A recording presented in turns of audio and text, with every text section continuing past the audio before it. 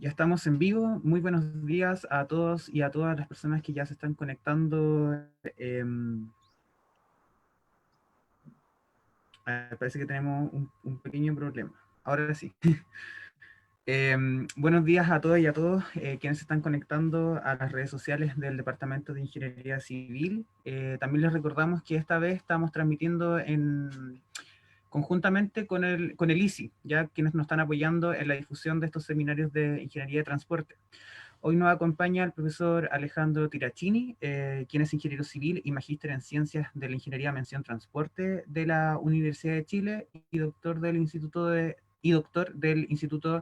Estudios de Transporte y Logística de la Universidad de Sydney. Realiza clases de ingeniería de tránsito, transporte público y de transporte sustentable y tecnologías disruptivas en la Universidad de Chile. Sus principales áreas de investigación son el desafío y la operación de sistemas de transporte público, la ingeniería de tránsito, el estudio de externalidades de transporte y los efectos de nuevas tecnologías de movilidad, como ride-hailing y vehículos automatizados. En el sector privado ha trabajado como ingeniero de proyectos en Santiago y como investigador en el Departamento de Planeamiento de Servicios de Busways Group Australia, uno de los operadores de buses más grandes de Sydney. Además, ha trabajado en proyectos de investigación en transporte en Chile, Australia, Singapur y Alemania.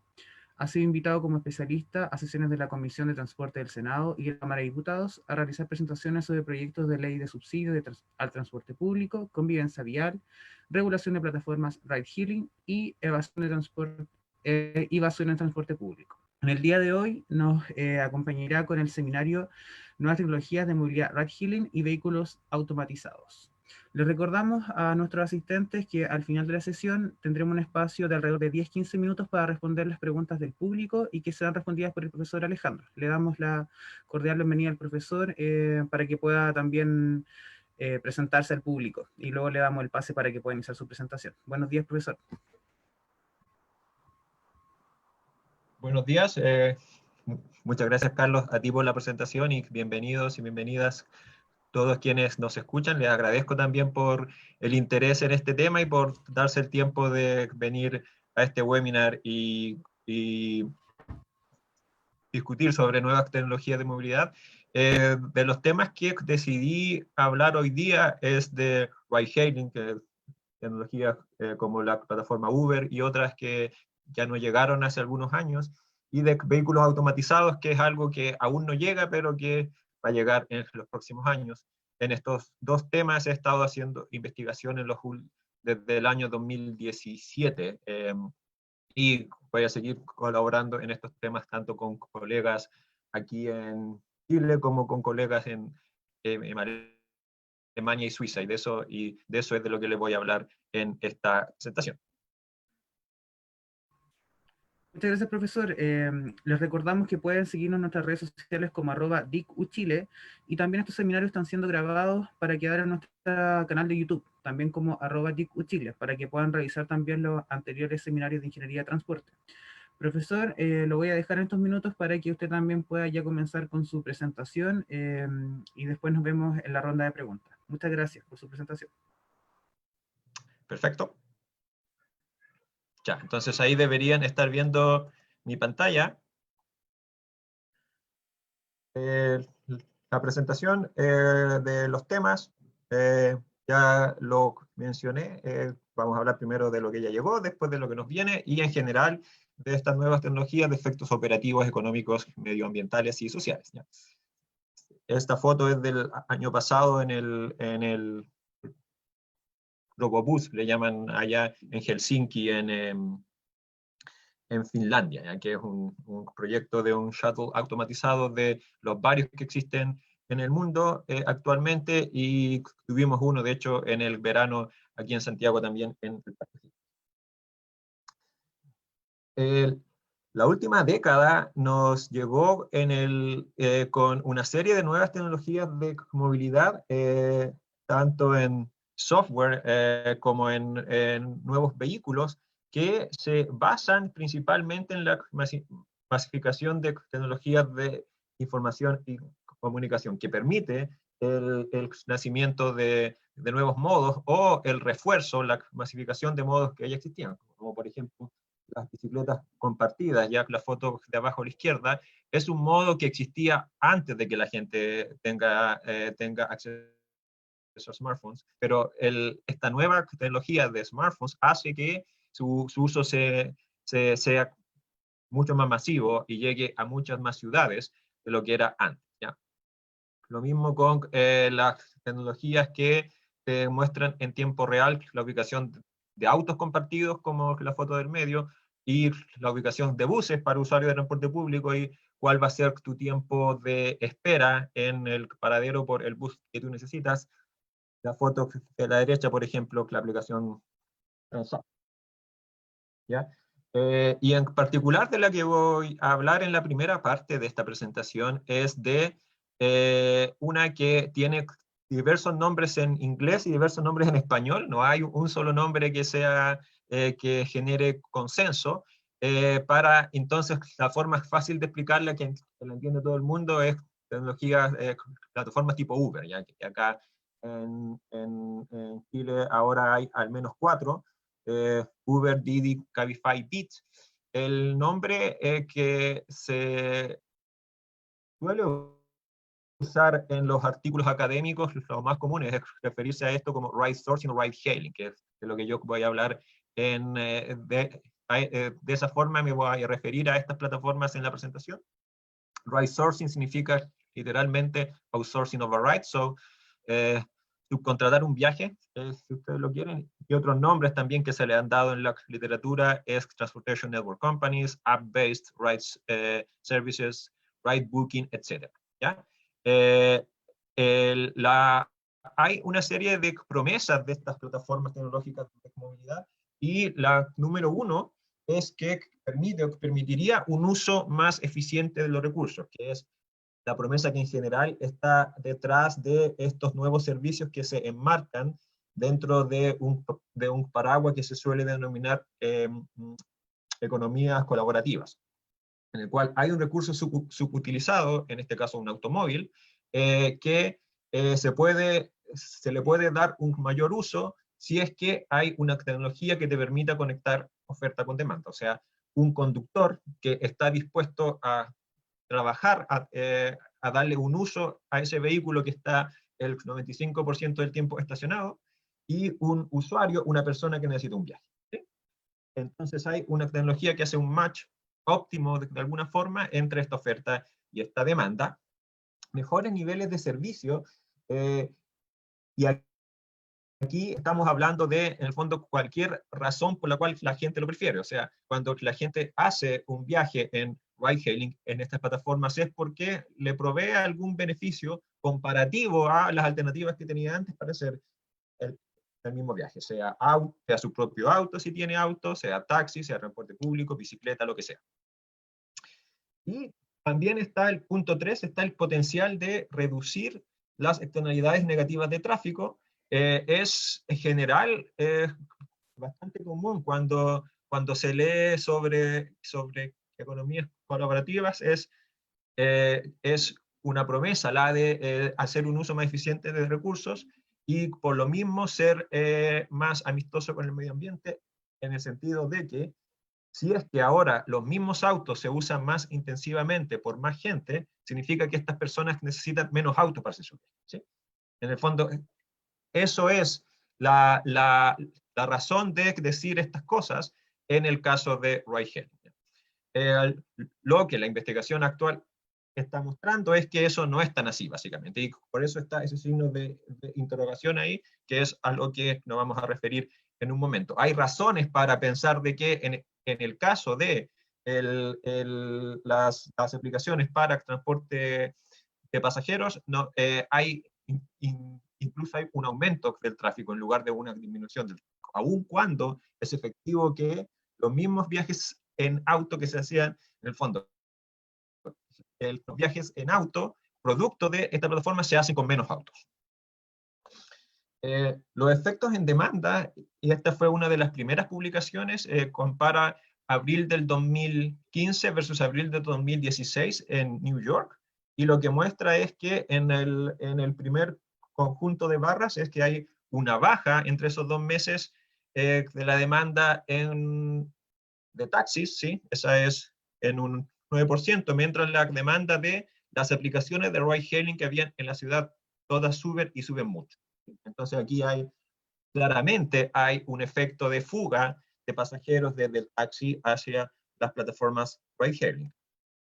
En el caso de Chile, se da un fenómeno que se dio también en otras ciudades en una estrategia de la plataforma Uber, que es que Uber simplemente se instala en un país sin preguntar en el fondo si es que es legal o no, si es que puede operar o no, simplemente se instala y comienza una estrategia agresiva de atraer conductores que por lo mismo atrae usuarios. ¿Sí?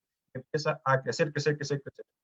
Si no es controlado en el fondo, hay una autorización tácita del gobierno del país para que siga circulando, aun cuando opere en una zona legal gris o alegal directamente o ilegal, y comienza a crecer desde su llegada el año 2014. En marzo del 2016 se publica esta noticia de que los inscritos en Uber ya eran más que los taxis en Santiago, y en mayo del 2017 que en todo Chile había ya más Uber que taxistas, ¿ya? Y entre medio, por supuesto, cuando los taxistas se empiezan a dar cuenta de esto, de que están perdiendo demanda, porque hay una competencia que sigue creciendo y no para de crecer, de crecer, de crecer, comienzan las manifestaciones, y esta fue una de las más masivas que se hizo en julio del 2017 en la Alameda. ¿Ya? Efectos se han medido en cuanto a demanda en otros países. En San Francisco, que es la cuna de Uber y de Lyft, que es el competidor de Uber en Estados Unidos, se estima que en 2017 la partición modal, o sea, el porcentaje de viajes en ride-hailing llegó al 9%, superando por mucho al número de viajes en taxi. Schaller estima que a finales del 2018 ya habría más viajes en ride-hailing que en transporte público en el país completo de Estados Unidos. ¿Cómo funciona el negocio? A esto ya me referí antes. Para ser exitoso, ride-hailing necesita escala, o sea, funciona es que las personas saben que tienen un auto a 5 minutos de su casa en la palma de su mano. ¿Sí? Y entonces eso genera una disposición a operar ilegalmente o en zona gris, si es necesario, y de esa forma crecer. Y luego, una vez que estas plataformas están establecidas como un actor relevante, o sea, tienen un número significativo de conductores y de usuarios, entonces además pueden decir que son un generador de empleo o absorbe desempleo, ¿cierto? Pueden presionar para que se cambie la legislación. ¿Sí? Y esto es un gráfico interesante que muestra el efecto de escala que necesita el sistema para funcionar. ¿Ya? Estos son datos reales de uso de Uber en Nueva York, ¿ya? Que se consiguieron estos autores, Castillo et al. En el eje horizontal, aquí en este gráfico, hay una variable que se llama slack, que se define como la razón entre el número de conductores sin pasajeros y el número de conductores que van en camino a buscar un pasajero. O sea, en el numerador está el número de conductores que no tiene pasajeros ni tampoco tiene asignado ningún pasajero. Son conductores que están esperando que les suene un bip y que les diga, hay un nuevo pasajero para ti.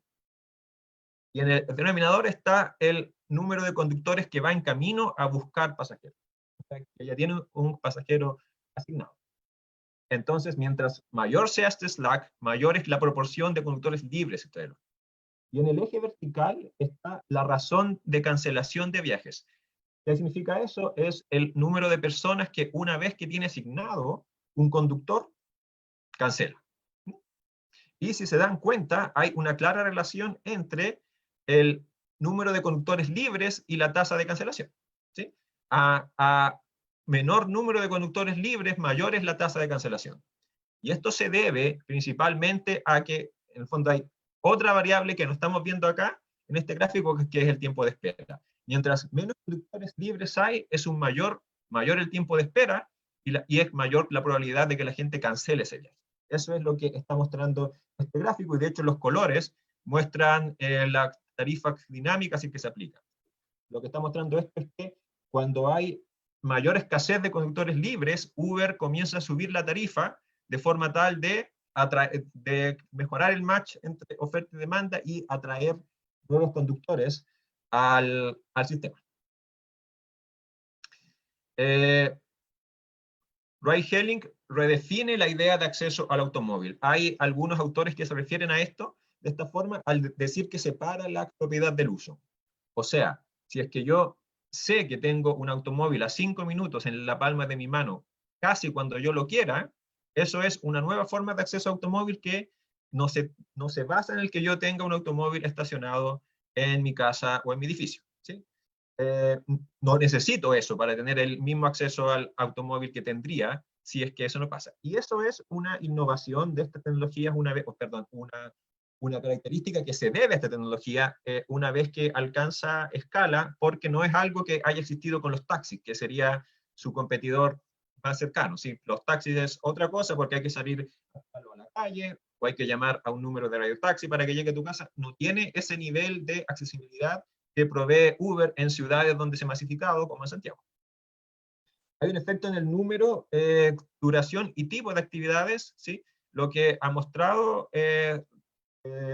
estudios basados en encuestas es que las personas hacen viajes nuevos producto de estas plataformas, se quedan en sus destinos por tiempos distintos a los que se quedaban antes, producto de que ahora tienen estas plataformas, por ejemplo, una salida de noche en la que sin ride-hailing, sin Uber, la persona está constreñida a volver a su casa cuando le cierren el metro, ¿sí?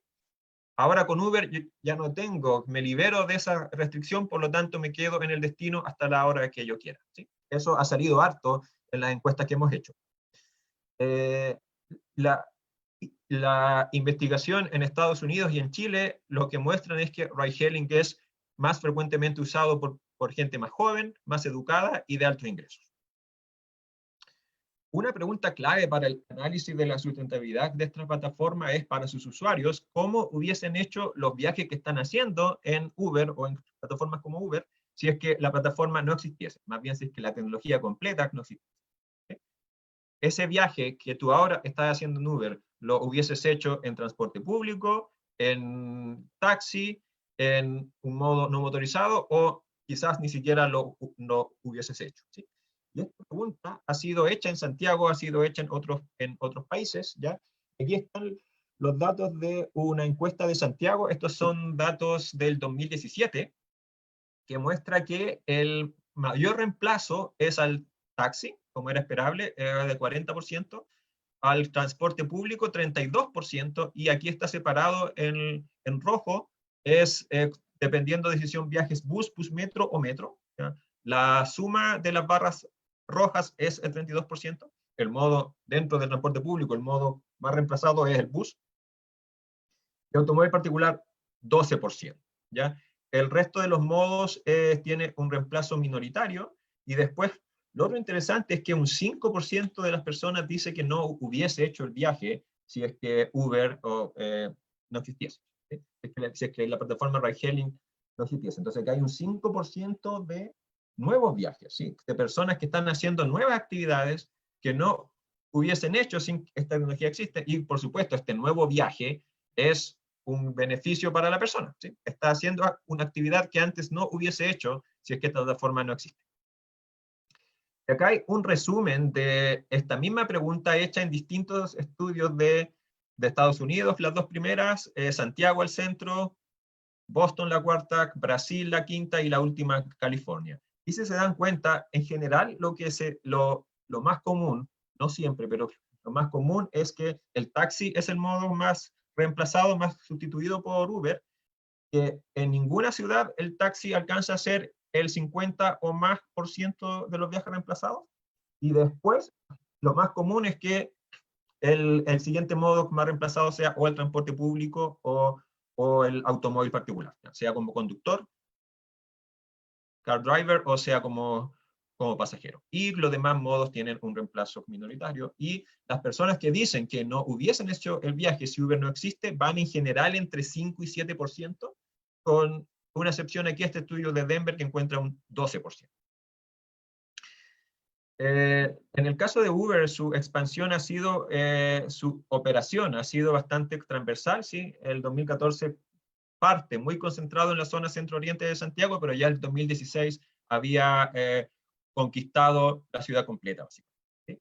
Y su uso se concentra, la hora punta de uso de Uber no es de lunes a viernes en la punta mañana y punta tarde, sino que su hora punta es los viernes y sábados en la noche. Datos de modo sustituido por nivel de ingreso, o sea, aquí estamos desagregando esta pregunta por el nivel de ingreso personal del encuestado, y lo que encontramos es que el reemplazo del taxi sube monótonamente con el ingreso, ¿sí? De izquierda a derecha son los grupos de menor a mayor ingreso. Lo mismo que el auto particular, y el bus es en sentido contrario, o sea, decrece, el reemplazo del bus decrece monótonamente con el ingreso, ¿sí? Después los viajes que tienen metro son más reemplazados por los grupos de ingreso medio. Y el no hubiese hecho el viaje se concentra en la gente de ingresos más bajos, y son principalmente viajes nocturnos, ¿ya? Porque aparte en esta encuesta se preguntaba por el horario de tu último viaje que ahora estás describiendo. Son principalmente viajes nocturnos, gente joven que sale en la noche.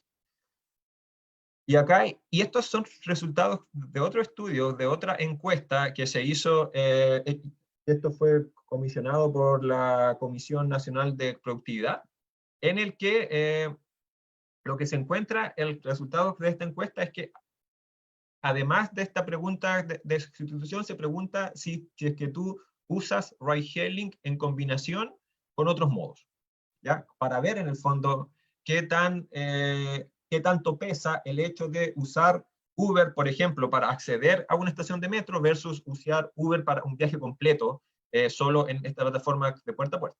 Y el resultado fue que el efecto sustituto del transporte público, en el caso de Chile, en el caso de Santiago más bien, es mucho mayor al efecto combinación, porque en la encuesta, por cada 11 personas que sustituyen al transporte público, solo hubo una que decía que combina con el transporte público. ¿Okay? Y artículo en el que estudiamos el efecto en tráfico con Andrés Gómez Lobo, lo que encontramos es que, producto del alto reemplazo que tiene Uber del transporte público en Santiago, o sea, ese 32.5%, es el que hace que en el caso chileno Uber esté claramente, ride-hailing estén claramente en la situación actual aumentando el tráfico. ¿Sí? Hay un aumento del tráfico y por lo tanto un aumento de las externalidades negativas relacionadas al tráfico producto de estas nuevas plataformas. Y la forma de que no exista este aumento del tráfico es aumentando la tasa de ocupación de los vehículos y llevarlas a unas tasas de ocupación cercanas a las que tienen los taxis colectivos en Santiago hoy día, que es entre 2.2 y 3.5 pasajeros por vehículo en promedio. Si los vehículos Uber alcanzan esa tasa de ocupación en lugar de alrededor de 1.5, que es lo que tienen hoy día, solo en ese caso existe una posibilidad de que disminuyan el tráfico, al mismo tiempo de que los usuarios están aprovechando la ventaja de este modo. Con la tasa de ocupación actual hay un aumento claro del tráfico. Efectos positivos en nuevas actividades, asignación deseada del tiempo, ya lo dijimos. Ride-hailing aumenta la movilidad de personas con movilidad reducida, ¿sí? Porque hay servicios especiales para ellos con conductores entrenados, y también para personas que tienen problemas cognitivos que les impiden conducir un automóvil, ¿sí? Diferencias de género, hay también mujeres que dicen sentirse más cómodas de viajar en ride-hailing que, por ejemplo, estar esperando un taxi en la calle en la noche. ¿Ya? Y hay también un efecto de aumento de eficiencia que te produce la tecnología con respecto a los taxis de barrido que dan vuelta en busca de pasajeros, y esto se mide a través de esta variable que se llama tasa de utilización de capacidad, que lo que mide es la distancia con pasajeros que los vehículos están circulando sobre la distancia total. Y los resultados de este estudio, que compara datos de dos ciudades en Estados Unidos, Los Ángeles y Seattle, a lo que llegan los autores es que hay un claro aumento en esta tasa de utilización de capacidad de ride-hailing versus los taxis sin plataforma, ¿ya? O sea, están los autos, mientras los conductores están trabajando, están más tiempo con pasajeros, si es que tienen la tecnología versus si no. Por supuesto, esto es también extensible a las plataformas para taxi, tipo Easy Taxi. Por lo tanto, existen un conjunto de efectos ya, que nos gustan poco, en el sentido de que hay un efecto de sustitución fuerte del transporte público que se relaciona a un aumento del tráfico. ¿Sí? Y por otro lado, existe un aumento en el bienestar de los usuarios porque por algo ellos lo están prefiriendo. Entonces existe un costo social que se debe sopesar con el beneficio social de estas nuevas tecnologías, que es algo en lo que aquí en Chile y en otros países se sigue haciendo investigación para entender completamente los efectos sociales, medioambientales y de transporte que tienen estas nuevas tecnologías.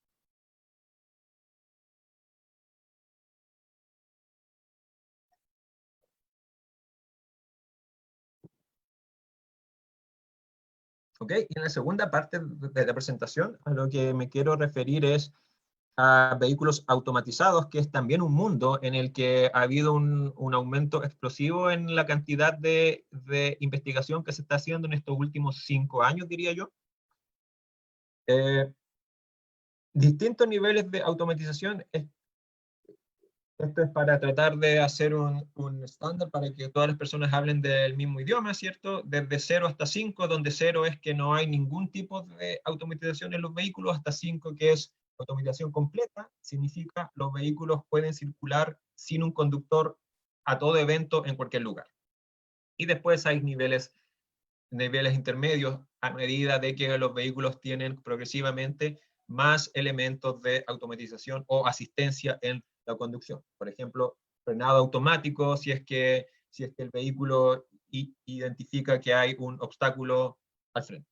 ¿Sí? Ayudar a mantener la pista. El control de velocidad, que los vehículos circulen a una velocidad constante de crucero, etcétera. Son tecnologías aplicaciones que ya existen en algunos vehículos comerciales hoy día, donde por supuesto el conductor debe estar todo el tiempo en el volante. Vamos a hablar de transporte público automatizado en particular, principalmente por el tiempo reducido que tenemos en este seminario, ¿ya? Para no tratar de abarcar un tema tan amplio como el de los vehículos automatizados en general. Entonces, el estado del arte del transporte público automatizado esto es hasta el año pasado, diría yo, que son básicamente estos shuttles, estos minibuses que se han estado piloteando, probando en distintas partes del mundo. ¿Sí? La foto de la izquierda es de Suecia, la foto de arriba es de China, la foto de abajo es de Alemania. ¿Ya? Y en Santiago llegó este vehículo que funcionó en el verano en el Parque O'Higgins, quizás alguno de ustedes lo probó. El año pasado se anunció además los primeros pilotos con vehículos automatizados que son con buses automatizados que son de tamaño estándar de los clásicos buses de 12 metros. Y ahí hubo el primer anuncio en Singapur, la foto de la izquierda, que fue a principios del año pasado, en el cual anunciaron que este bus iba a hacer pruebas al interior de un campus universitario, aún sin pasajeros, ¿sí? Entonces, por ejemplo, le iban a cruzar un maniquí en una suerte de skate para ver cómo responde el vehículo, que frene en el fondo. Y el de la derecha es un piloto que se anunció también para Suecia, para Estocolmo, que sí va a circular con pasajeros. Estaba anunciado para este año. Y en todos los pilotos actuales, tanto de estos buses de tamaño estándar como de los minibuses, es siempre con una persona a cargo adentro. O sea, estamos hablando de vehículos de automatización de nivel 3, en el cual se necesita que haya un conductor adentro para hacerse cargo de algunas maniobras que el vehículo no puede hacer. Por ejemplo, en general, estos vehículos aún no son capaces de adelantar. Entonces ahí, si es que hay que adelantar, si es que se cruza un objeto, ese objeto después no se mueve, es necesario adelantar y ahí un conductor toma un joystick y puede hacer la maniobra. Si el obstáculo después de algunos segundos se mueve, y sale del frente del vehículo, el vehículo se da cuenta y ahí solo se comienza a mover. Ese es el estado del arte, la evolución de la tecnología hasta ahora. Entonces, hay una serie de elementos que tiene la tecnología de automatización que son bienvenidos en el fondo en el área de la movilidad motorizada. La sensorización misma lo que hace es, o lo que debería hacer, ayudar es a evitar colisiones y atropellos. Punto 2, en el caso del transporte público de buses, es esto del docking de precisión, que es que la maniobra de estacionamiento en las paradas o estaciones puede ser mucho más precisa de lo que es hoy día con conductores humanos, porque se hace todo de forma controlada centralmente. Punto 3, el control de velocidad. Lo que va a ser, como ustedes tienen que imaginar, que va a haber un controlador central que va a organizar a toda la flota y va a organizar el movimiento de toda la flota segundo a segundo. Tú puedes controlar el tiempo de viaje como quieras, porque además estos vehículos van a estar conectados entre ellos y conectados a la tecnología, a la infraestructura, digo, a los semáforos, por ejemplo, ¿sí? Entonces, dentro de ciertas limitaciones, tú puedes hacer que el semáforo le dé verde rápidamente a tu vehículo si es que por ejemplo, si es que está atrasado, ¿sí? Entonces, con eso va a hacer que los tiempos de viaje y los tiempos de espera sean mucho más previsibles de los que son hoy día, y eso tiene un beneficio también para los usuarios. Eco-driving, entre 5 y 10% de costos de energía, producto de que los vehículos se pueden mantener en una velocidad que es la que reduce el costo de energía. Aquí estamos hablando de vehículos eléctricos.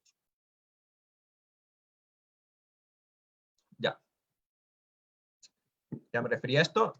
Hay otros beneficios esperados del transporte público automatizado, y acá hay una serie de preguntas que viene al caso hacerse si es que esta tecnología puede traer, por ejemplo, una reducción en el número de transbordos en las redes de transporte público que existen hoy día, una reducción de los tiempos de acceso, o sea, de los tiempos de caminata desde tu casa al paradero, un aumento en la cobertura, un aumento en las frecuencias, quizás un aumento en los horarios de operación, que circule 24 horas en lugares donde hoy día no hay transporte público 24 horas, servicios más directos, reducción de tarifas, ¿ya?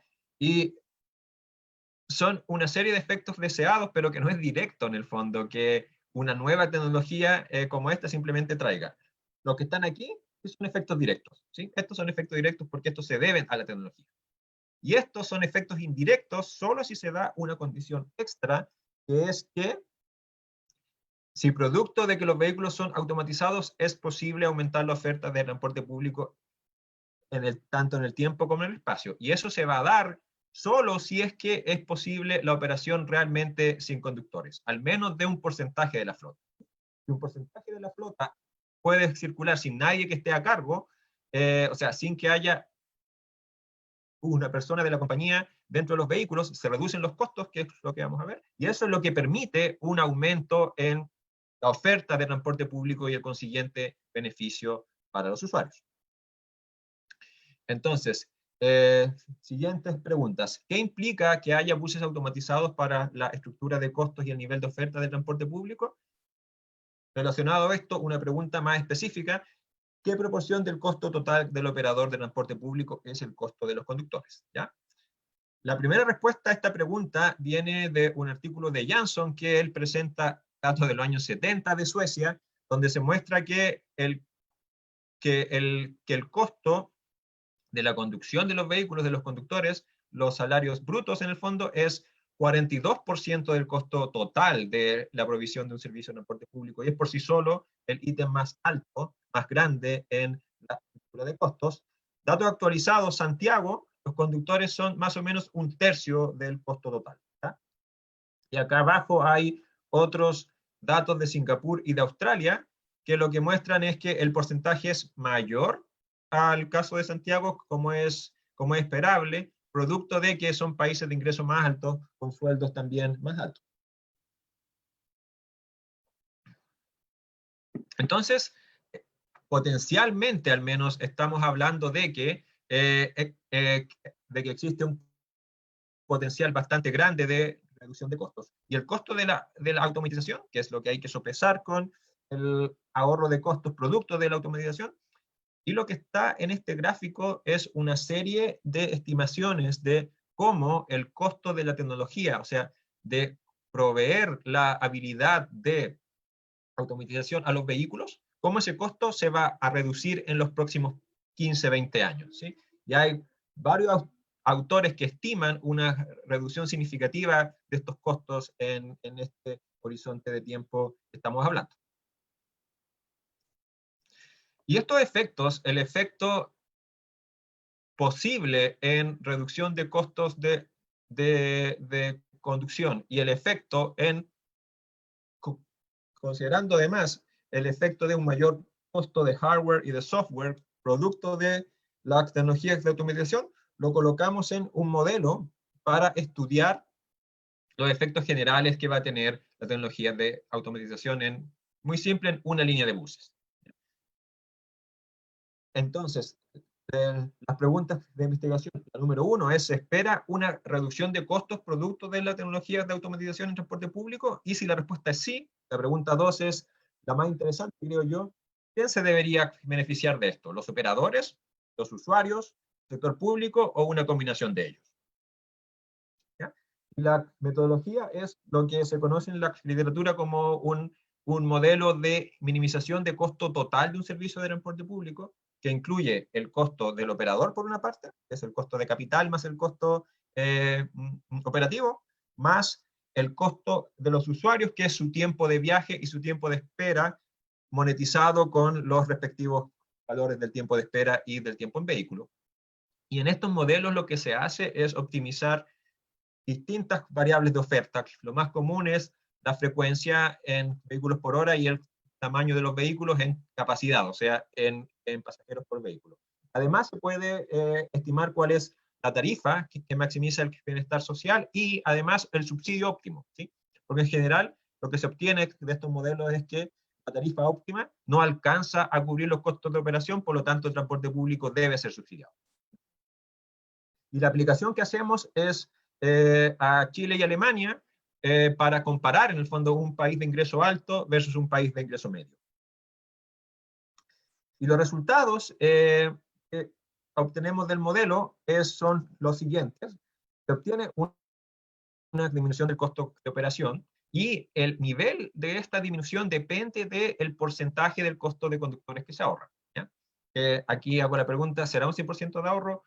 Hay varias razones por las cuales se espera que no va a ser un 100% de ahorro, pero algún porcentaje entre 0 y 100 sí debería ser. ¿Okay?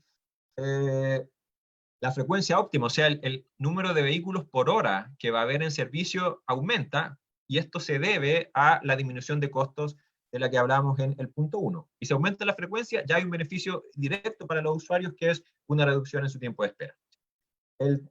Con el aumento de la frecuencia viene además una disminución del tamaño óptimo de los vehículos. O sea, va a haber más situaciones en las cuales va a ser óptimo tener vehículos más chicos, o sea, como los de la izquierda, versus vehículos más grandes como los de la derecha. Y acá hay un ejemplo del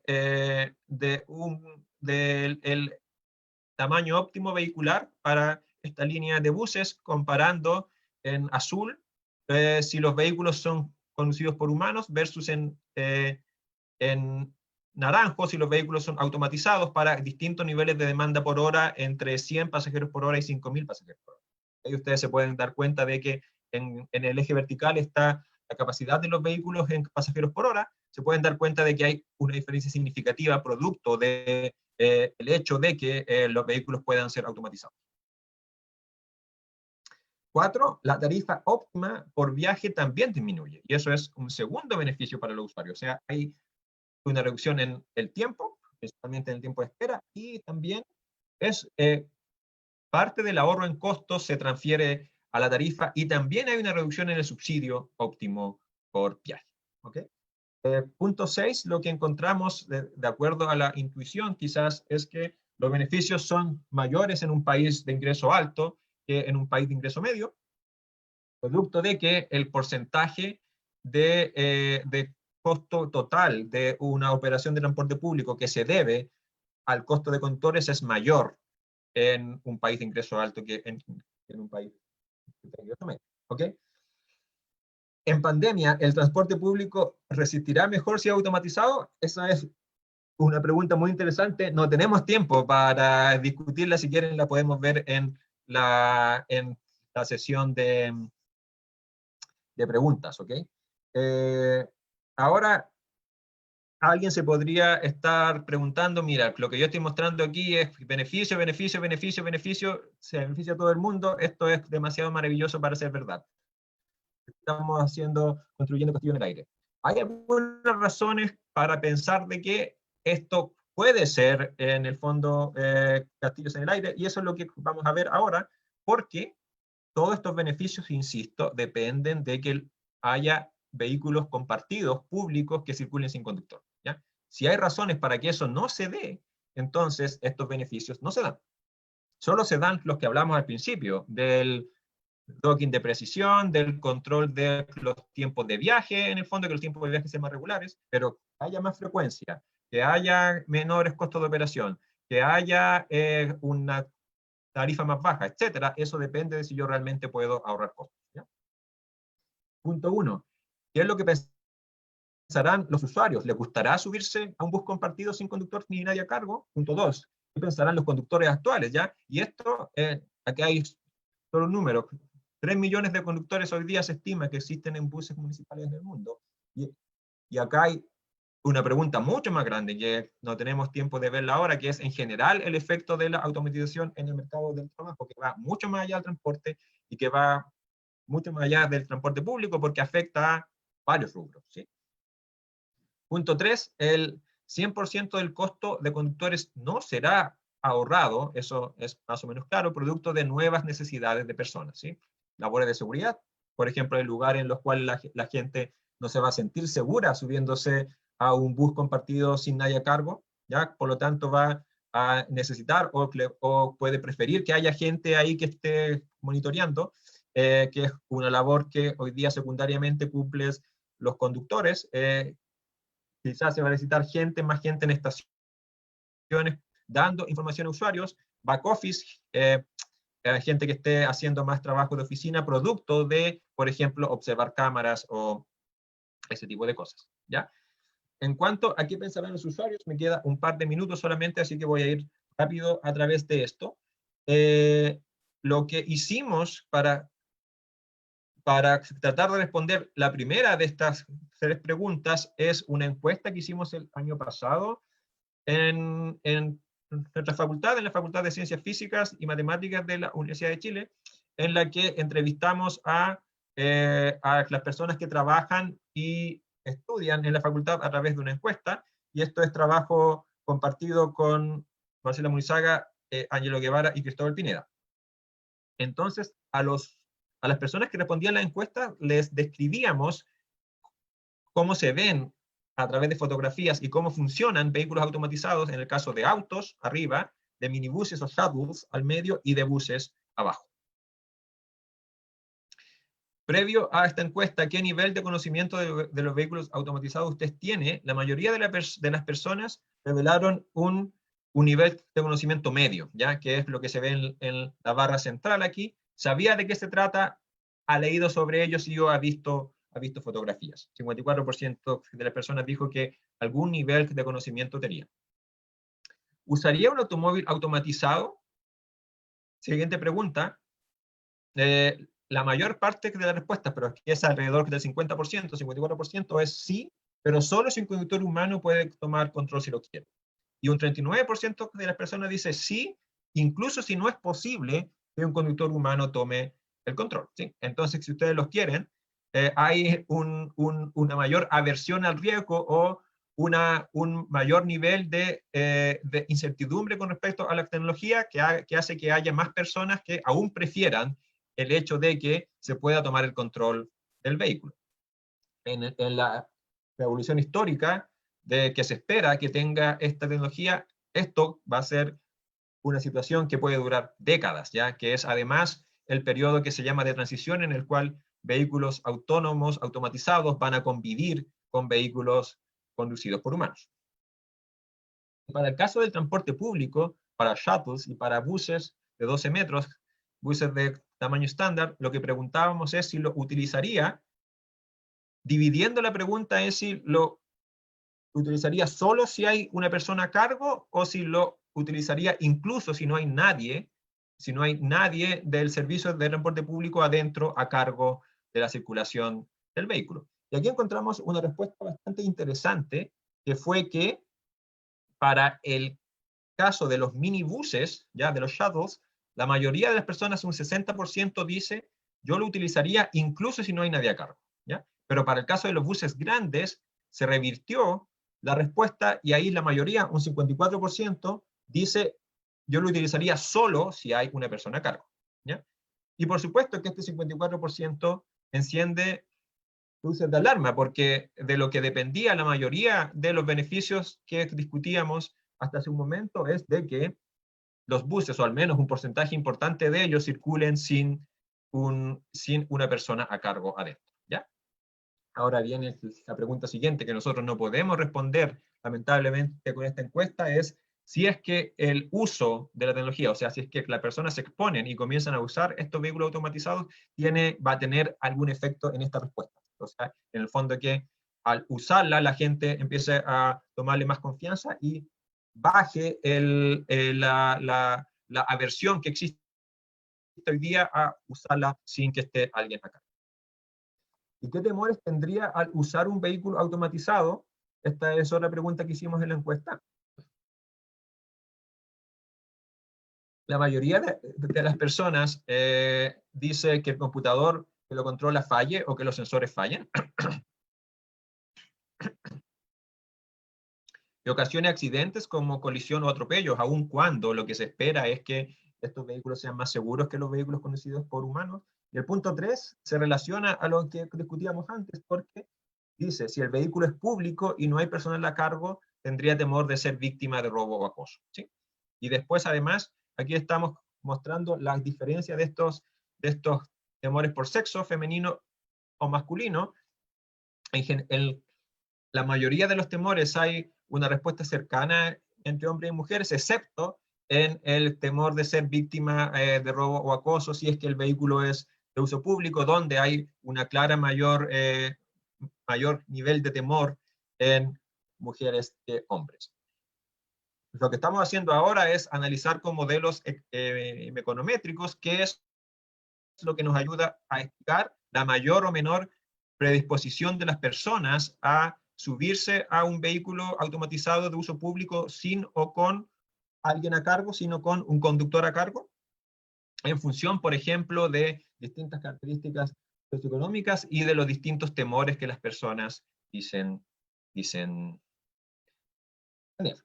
Entonces, como ya llegamos al tiempo final de mi presentación, solo quiero concluir con esta lámina, es para decir que el transporte público el transporte público automatizado tiene un gran potencial, pero por supuesto está condicionado a factores sociales, y eso además depende del contexto en el cual estamos hablando.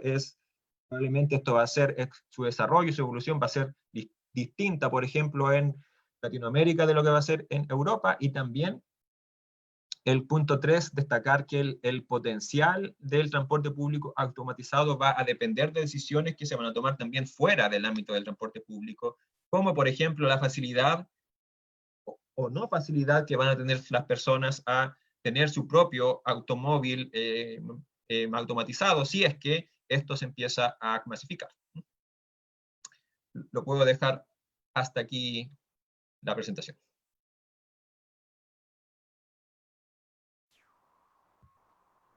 Muchas gracias, profesor, por su presentación. Nos quedó muy, muy, muy claro. La verdad, estaba muy atento también a lo que usted estaba comentando con respecto a estos dos temas, que hoy en día, que bueno, el año pasado estuvieron bastante en boga y este año, obviamente, por las medidas de la pandemia, han quedado un poco fuera del debate público. Preguntas, entendiendo y dividiendo la presentación, obviamente, lo que son los vehículos como Uber, Didi, etcétera, etcétera, y lo segundo que es con respecto a los vehículos automatizados. Yendo a lo primero, usted nos comentaba que tenía el tema ride hailing es el sesgo social que tenían este tipo de servicios, digamos, porque obviamente son servicios que consumen, obviamente, quienes tienen mayor ingreso. Este servicio a nivel... No sé si perdimos al profe, no sé. No, sí ¿Estamos? escucho, es Ah, que ya. Ah, ya, saqué mi video perfecto. porque te estaba escuchando entrecortado, pero sí escucho. Ah, ya, perfecto. Eh, ¿qué piensa usted? ¿Cómo va a subsanar este tipo de diferencias sociales al mediano plazo en Chile? Y comparándolo obviamente con otras situaciones que hay a nivel mundial. Y también con los problemas que se han enfrentado también estos servicios, tanto con las políticas públicas que todavía tampoco no están eh, acorde, digamos, a estos servicios, que no están completamente regularizados. Sí, yo creo que en países como Chile, en Latinoamérica, al menos en los próximos años, va a seguir siendo un servicio que es usado más frecuentemente por gente de más alto ingreso, porque es más caro que viajar en transporte público, entonces eso va a estar siempre ahí. Lo que sí es más, las plataformas ride-hailing son más transversales que, por ejemplo, otro tipo de nuevas tecnologías como los scooters compartidos que en general se dan en la parte de mayor ingreso de las ciudades, ahí es donde se instalan, o los autos compartidos, que también no se esparcen por toda la ciudad como lo hace Uber, ¿ya? Hay también un tema social en el sentido de que cuando viajan varias personas juntas, por ejemplo, cuando tres amigos se ponen de acuerdo para compartir un Uber. Ahí sí, efectivamente, para viajes cortos puede incluso ser más barato que el transporte público y ya ser más conveniente tanto en costo como en tiempo. Pero ese viaje compartido, cuando harta gente comparte un auto, no nos molesta, en el fondo, porque ahí es probable que eso sí sea sustentable en el sentido de hacer un uso compartido del automóvil, ¿ya? O sea, hay a lo que quisiéramos en general apuntar con estas nuevas tecnologías, las que sean, vehículos automatizados, tecnologías de comunicación de información, es a que, por un lado, las personas tengan una mayor calidad de vida reflejada además en sus viajes, o sea, que puedan hacer viajes más seguros, más rápidos, más cómodos, sin aumentar las externalidades negativas de transporte, y estamos hablando de congestión, de contaminación, de, de accidentes, ¿ya? Y entonces, lo que estamos estudiando es cuáles son las condiciones sociales para que eso suceda por un lado, y por otro lado, cuáles son las políticas públicas que nos ayudan para llegar a ese, porque ya hemos sabido que dejar hacer, en el fondo, no va a resultar.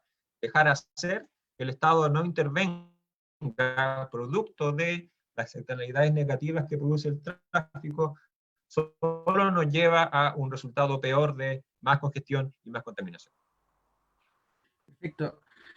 Otra de las que se hace a través de estos servicios es que finalmente lo que hace, por ejemplo, Uber y otro tipo de servicios similares, es que no hay tanta interacción con el sistema urbano o hay menos contacto social. ¿Qué piensa usted con respecto a eso? Porque obviamente el Uber, digamos, va a buscar al usuario a su casa, lo va a dejar al centro, digamos, o al lugar donde él lo destine vía la aplicación, y obviamente hay un contacto menor, digamos, con el medio, digamos, tanto urbano, digamos, ya el hecho de, por ejemplo, ya no se va a buscar, digamos, el taxi de un lugar a otro, sino que ya todo es mucho más automatizado. Esto tiene mucho más social e interacción con lo urbano. ¿Qué piensa usted con respecto a aquello, digamos? Obviamente que esto entrega mayor seguridad, por eso también son servicios que han aumentado también su demanda. Ya, no, no te escuché completamente, pero me parece que la Sí, pregunta es que es un servicio más individual que, por ejemplo, viajar en transporte público donde tú puedes estar en contacto con más personas. ¿Es eso la pregunta? correcto, sí, correcto. Ya, gracias. Gracias. Sí, Bueno, es difícil meterse en este tema porque depende de las preferencias de las personas, ¿cierto? O sea, hay personas que para ciertos viajes van a preferir esto, hay personas que es, sí, esto es importante. Es importante señalar que lo que muestran las encuestas actuales, tanto para Chile como para otros países, es que las plataformas como Uber se usan para viajes ocasionales. O sea, hay muy poca gente que basa su movilidad en Uber, ¿sí? Siguen usando transporte público para otro tipo de viajes, siguen usando bicicletas si la tienen, pero hay algunos tipos de viajes, lo más típico, la salida de noche, para los cuales usan Uber. Por lo tanto, no me preocuparía tanto de este tema, a no ser que, claro, que en un momento comienza a haber un reemplazo masivo en el fondo, y ahí sí puede pasar a ser un tema mayor. Profesor, lo último para terminar con respecto a lo de los ride hailing, ¿en qué, si es que me puede recordar, en qué está el tema de la legislación de este tipo de servicios acá en Chile? Sí, esto ha sido una historia de nunca acabar. El primer proyecto de ley se presentó a fines del 2016, ¿ya? Y se analizó en el gobierno anterior, salió una propuesta de la Comisión Transporte de la Cámara de Diputados, en la cual se modificó el proyecto original. El proyecto original lo que tenía era un cobro por kilómetro para las plataformas, ¿ya? Que es una idea inspirada en lo que hacen en Sao Paulo. En Sao Paulo fue así como lo regularon, y eso es la idea que tenía el Ministerio de Transporte del gobierno anterior, que a mí en particular me parece una muy buena idea para regular las plataformas tipo Uber. En la Cámara de Diputados esto no gustó para nada y fue rechazado por diputados de todos los sectores, y lo que salió de la Comisión Transporte en aquel momento es no cobrarles, pero fijar una cuota de vehículos Uber por región, atendiendo a que en cada región hay una realidad distinta, por ejemplo, en cuanto a transporte público y su calidad, por ejemplo, en cuanto a qué tan masivos son los taxis colectivos. ¿Ya? Y esa idea, en principio, tampoco es mala. ¿Ya? Lo mejor sería tener a mano, la legislación no se reste, sino que tenga a mano tanto la posibilidad de controlar por precio como la posibilidad de controlar por cantidad. ¿Ya? Y llegó el nuevo gobierno, no le gustó el proyecto que estaba, lo sacó y colocó otro. Y este nuevo proyecto está en discusión y aún no hay ninguna luz de que se vaya a aprobar pronto. Bueno, entre medio, por supuesto, ha cambiado Chile, ahora estamos en pandemia, hay otras prioridades, y sí, es algo, por lo que he visto, he investigado también el tema de la regulación en otros países, en ninguna parte he visto que sea algo que ya lleva 4 años en estudio, que aún no hay una luz de que vaya a llegarse a puerto, y por el lado las plataformas siguen funcionando, en el fondo, siguen funcionando porque hay una aceptación, yo diría, tácita, de que en el fondo el gobierno no las va a prohibir. Profesor, tenemos una pregunta de Cristian López. Dice, ¿se consideró el costo de infraestructura para segregar el modo de resto vehículos motorizados para evitar la congestión?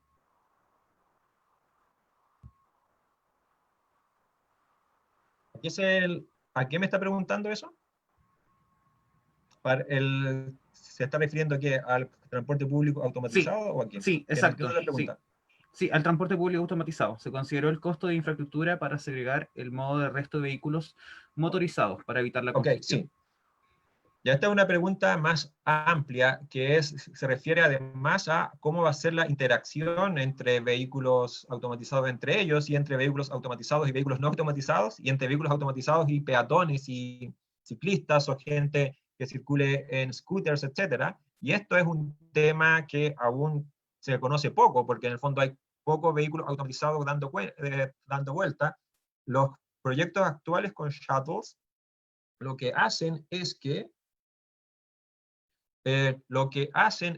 los vehículos circulan muy lentos, circulan a 15 kilómetros por hora en promedio máximo, de forma tal de que no produzca ningún tipo de accidente. Entonces, el tema de congestión en el fondo aún no es un tema, porque el tema actual con los vehículos automatizados es principalmente seguridad. Estoy hablando del contexto urbano. En el contexto interurbano, si tú tienes una carretera completamente segregada del entorno, ahí el tema de seguridad ya no es tan importante. Y si tú tienes solo vehículos automatizados circulando por una carretera, por supuesto que pueden andar a alta velocidad, y de hecho ahí la capacidad vial de una carretera aumenta si es que todos los vehículos son automatizados. En ciudad hay un signo de interrogación gigante de qué es lo que va a pasar. En carretera, con segregación absoluta, es más fácil. Otra pregunta, profesor, de Alejandra Maureira. Agradece por la presentación realizada.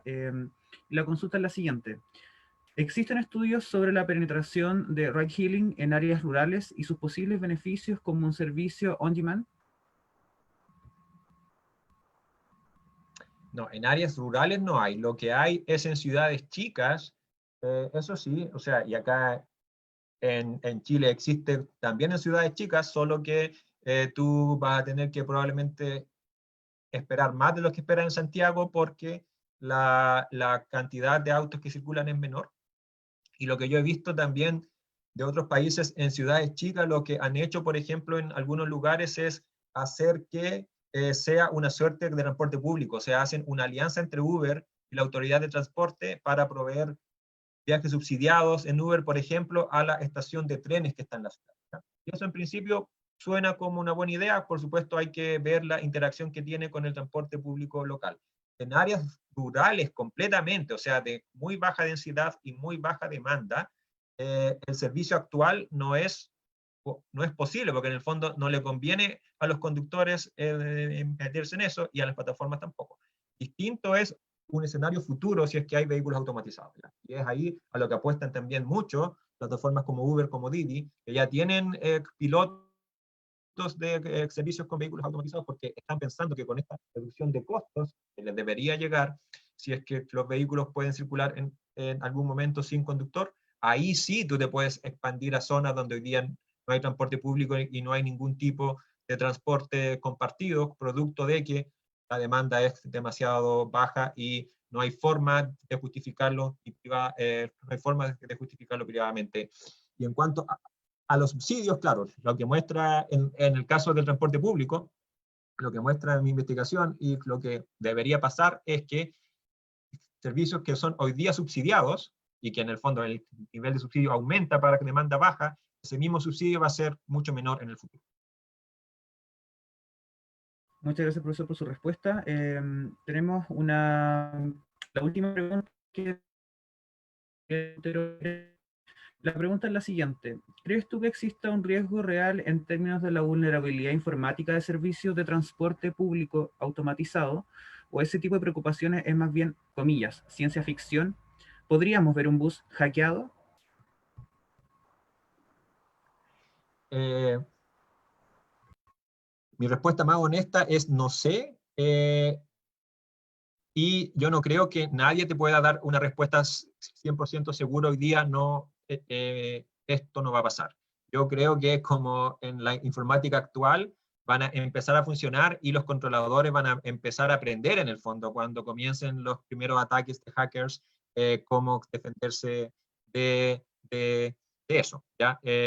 Entonces no es algo, yo creo, que pueda ser descartable ahora, pero claro, yo hago el disclaimer que no soy un especialista para nada en ciberseguridad. Súper. Muchas gracias, Lo que sí, profesor. Ahora sí. Sí, dígame. solo añadir, lo que sí es que lo más probable es que estos vehículos van a tener algún tipo de control en el fondo para darse cuenta de que han sido intervenidos, y por ejemplo que el vehículo se pare, ¿ya? Eso es lo que yo sí esperaría que tengan, para no minimizar el riesgo real de que se produzca, por ejemplo, de que alguien tome el control para chocarlo a propósito.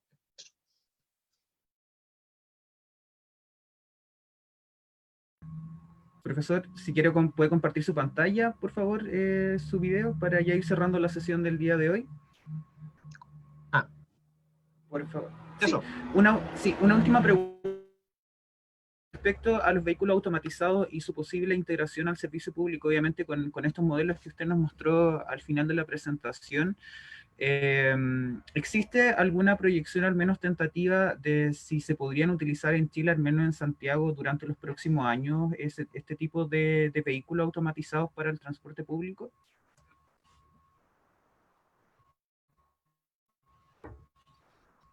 Yo creo que en los próximos años, digamos 5 años, va a seguir al nivel de pilotos, ¿ya? De hecho, este vehículo que trajo una compañía que se llama Transdev se quedó aquí en Chile, así que se puede seguir piloteando el mismo vehículo en otros lugares, además, en el futuro. En los próximos 5 años vamos a seguir a nivel de pilotaje antes de llegar a algo ya más sofisticado que sería, por ejemplo, probar operación real con pasajeros en calles de tráfico mixto, con y sin alguien a cargo adentro, ¿ya? Para eso yo creo que falta. Pero sí, esto es algo que cuanto a la tecnología está aún empezando, está aún en pañales, ¿cierto? Va a ir sofisticando en los próximos 5 a 10 años hasta llegar a un nivel en el que esperamos ya pueda ser usado para servicios con pasajeros en un transporte público tradicional.